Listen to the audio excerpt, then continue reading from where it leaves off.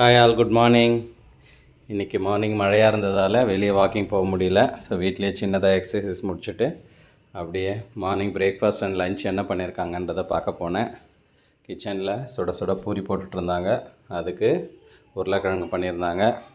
லஞ்சுக்கு வெஜிடபிள் பிரியாணி பண்ணியிருந்தாங்க.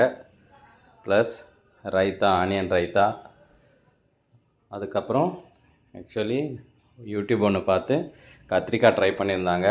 கத்திரிக்காய் பார்க்க கலர்ஃபுல்லாக இல்லை, ஆனால் மதியம் டேஸ்ட் பண்ணும்போது ரொம்ப நல்லாவே இருந்தது. ஸோ அது நல்லா வெஜிடபிள் பிரியாணிக்கு நல்லா ஷூட் ஆச்சு. அதுக்கப்புறம் வீட்டில் பழம் எதுவும் இல்லை, ஸோ அதனால் வாழைப்பழம் மட்டும் இருந்தது. ஸோ பேரிச்சம்பழம் கொஞ்சம் ஊற வச்சு மில்க் ஷேக் மாதிரி பொண்ணுக்கு போட்டு பேக் பண்ணிட்டேன். லஞ்சு பிரேக்ஃபாஸ்ட்டும் பேக் பண்ணி முடித்தாச்சு.